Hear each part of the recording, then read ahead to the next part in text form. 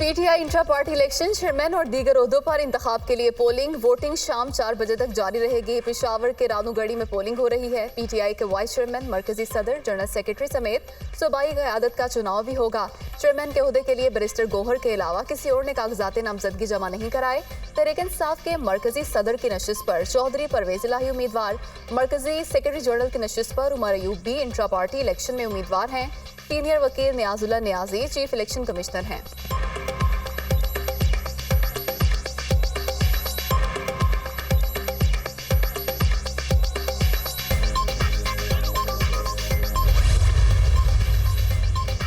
Cyber case chairman PTI और शाह महमूद कुरैशी के खिलाफ अडयाला जेल में समाअत आज होगी। ऑफिशियल सीक्रेट एक्ट खुसूसी अदालत के जज अबुल असना जुल्करनैन समाअत करेंगे। चेयरमैन पीटीआई और शाह महमूद कुरैशी को अदालत के रूबरू पेश किया जाएगा। नए सिरे से ट्रायल शुरू होगा। अदालत की जानिब से आज मुल्जिमान में नकूल तकसीम किए जाने का इम्कान।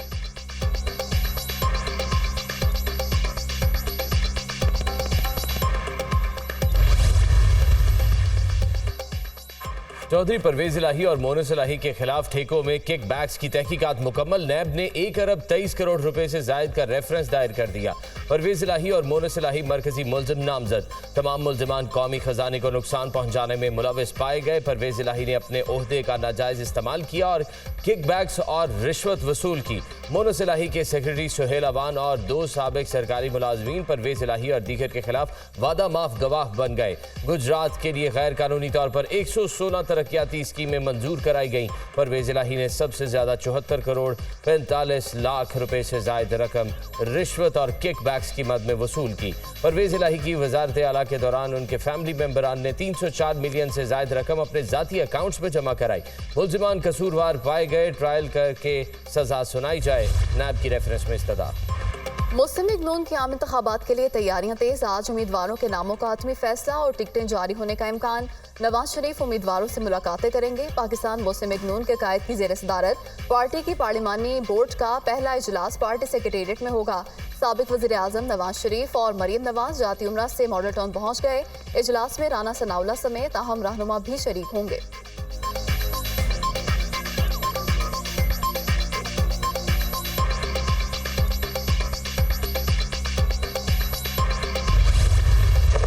इसराइल और हमास के दरमियान झड़पें दूसरे रोज भी जारी। 7 रोजा जंगबंदी के बाद इसराइल फौज का एक बार फिर बर्बरियत का मुजाहरा। गजा के शिमाल और जनूब में इसराइली तैयारों की शदीद बमबारी। 200 अहदाफ को निशाना बनाया गया। 186 फलस्तीनी शहीद, 589 अफराद जख्मी हो गए। आलमी ताकतों की जंगबंदी की कोशिशें जारी। अल-कस्साम ब्रिगेड्स के इसराइल पर जवाबी वार। तेल अवीव को रॉकेटों से निशाना बनाने का दावा। फलस्तीनी शहरियों के कत्लेआम के जवाब में तेल अवीव पर कई रॉकेट दागे गए। गजा सिटी में इसराइली फौज के मराकज़ पर भी बमबारी की गई। जंगजुओं सिहोनी फोर्सेस के दरमियान गजा में शदीद झड़पें।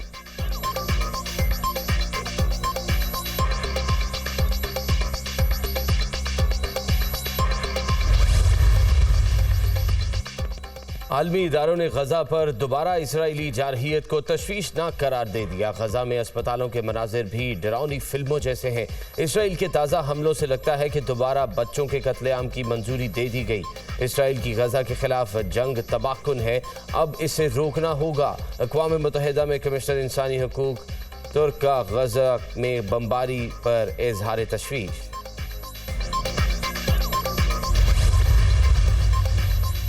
अक़वाम मुत्तहिदा इंसानी हकूक़ काउंसिल का इसराइल की जानिब से फ़लस्तीनियों की बढ़ती गिरफ्तारियों पर तशवीश का इजहार। इसराइल ने 7 अक्टूबर के बाद 3000 से ज़ायद फ़लस्तीनियों को गिरफ्तार किया।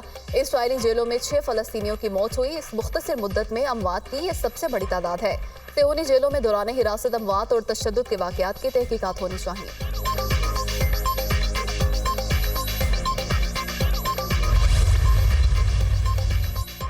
अमरीकी वज़ीर ख़ारजा एंटनी ब्लिंकन ने गजा में महफूज और पायदार अमन को वक्त की अहम ज़रूरत करार दे दिया। कहते हैं अरब ममालिक के वज़राए ख़ारजा से गजा के मुस्तक़बिल पर मुलाकातें तामीरी रहीं। तमाम तर बातचीत गजा की पट्टी पर मरकूज रही। एंटनी ब्लिंकन की कोप समिट में शिरकत के बाद दुबई में न्यूज़ कॉन्फ्रेंस।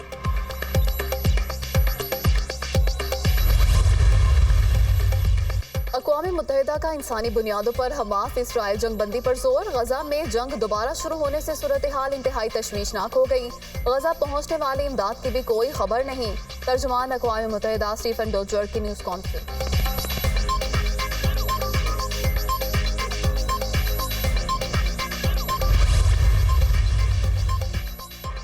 इमदाद ना पहुंचने पर फ़लस्तीनी शदीद मुश्किलात का शिकार। इमारतें और इंफ्रास्ट्रक्चर मुकम्मल तबाह, मकान खंडर बन गए। फ़लस्तीनी खाने और पानी की एक एक बूंद को तरस गए। खान यूनिस में बेघर अफराद और यतीम बच्चों की कतारें लग गईं। अस्पतालों में मरीज गुंजाइश से ज़्यादा, मुतअद्दिद ज़ख्मी गलियों में बेयारो मददगार पड़े हैं। फ़लस्तीनी मीडिया। तुर्क सदर के अमाराती हममनसब सदर शेख मोहम्मद बिन ज़ायद अल नहियान से मुलाकात। हमास इसराइल जंगबंदी मुआहदे में तोसी न होने पर बातचीत। तैयब उर्दवान के मुस्लिम दुनिया के मुत्तहिद होकर काम करने की जरूरत पर जोर। मुलाकात COP28 समिट के दौरान साइडलाइन पर हुई।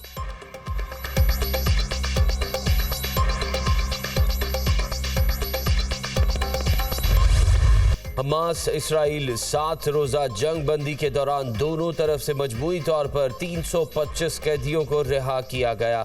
हमास ने 104 जबकि इसराइल ने 240 कैदियों को रिहा किया। जंग बंदी के आखिरी रोज़ हमास ने 8, इसराइल ने 30 फ़लस्तीनी कैदी रिहा किए। MKM का इलेक्शन कमीशन ऑफ पाकिस्तान के मेंबर निसार दुरानी और इलेक्शन कमिश्नर सिंध एजाज चौहान पर शदीद तहफ़्फ़ुज़ात का इजहार। इंतखाबात करीब हैं, शहर के मैंडेट को रद्दी की टोकरी में डाला गया तो फिर हम जिम्मेदार नहीं होंगे। हल्का बंदियों के मामले पर chief justice of Pakistan notice लें। खालिद मकबूल सिद्दीकी की news conference. Chief election commissioner का MKM पाकिस्तान के खदशात सुनने का फैसला। 4 दिसंबर को MKM को मुज़ाकरात की दावत दे दी।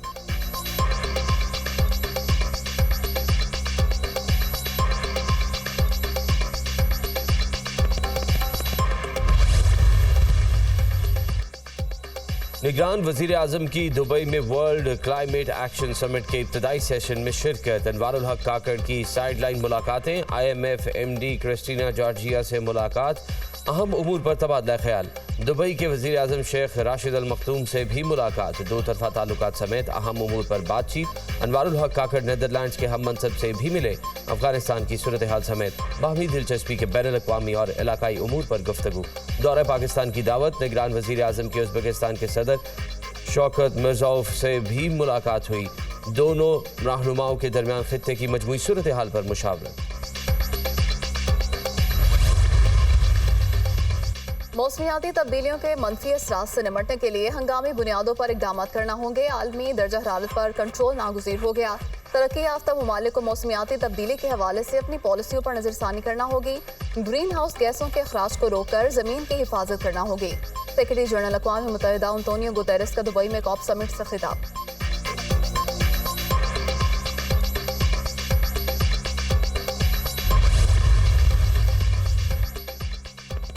महंगाई के बोझ तले दबे अवाम की मुश्किलात में इजाफा। नवंबर के दौरान महंगाई की शरह में 2.7% का इजाफा।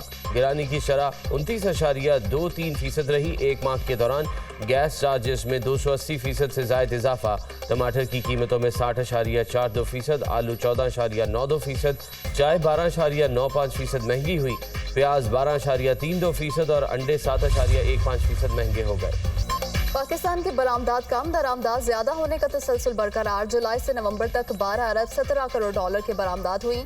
5 माह में दरामदात का मजमूई हजम 21 अरब 55 करोड़ डॉलर रहा। अक्टूबर की निस्बत नवंबर के दौरान बरामदात में 4.39% कमी रिकॉर्ड। नवंबर के दौरान 2 अरब 57 करोड़ डॉलर की बरामदात की गई। अक्टूबर में बरामदात की मालियत 2 अरब 69 करोड़ डॉलर रही थी। अक्टूबर की निस्बत नवंबर के दौरान दरामदात का हजम में 8.31% कम हुआ। इदारे शुमारियात ने अदाद-ओ-शुमार जारी कर दिए।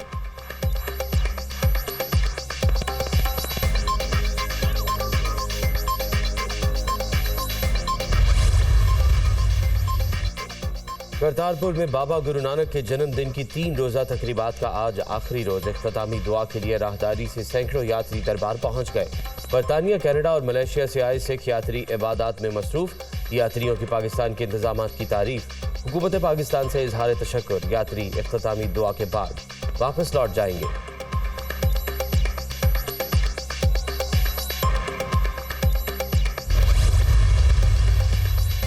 दुनिया न्यूज के 15 साल मुकम्मल होने पर हेड ऑफिस और ब्यूरो ऑफिस में तकरीबात। लाहौर हेड ऑफिस में कारकुनों ने मिलकर केक काटा। इस्लामाबाद ऑफिस में निगरान वजीर इत्तलात मुर्तजा सोलंकी, निगरान वजीर मजहबी अमूर हनीक अहमद की तकरीब में शिरकत। लाहौर में निगरान वजीर आला पंजाब मोहसिन हसन नकवी ने केक काटा और दुनिया न्यूज के लिए नेक ख्वाहिशात का इजहार किया। कराची ब्यूरो में गवर्नर सिंह कामरान जसूरी, पीपी रहनुमा सईद गनी और लीगी रहनुमा निहाल हाशमी ने केक काटा। दुनिया मीडिया ग्रुप के प्रेसिडेंट कामरान खान भी मौजूद। पेशावर ब्यूरो में केक काटने की तकरीब में गवर्नर केपी हाजी गुलाम अली शरीक हुए। मुजफ्फराबाद में वज़ीर आज़म आज़ाद कश्मीर चौधरी अनवारुल हक काबीना अरकान के हमरा सालगिरह तकरीब में शरीक हुए। लंदन और मैनचेस्टर में भी सालगिरह के केक काटे गए।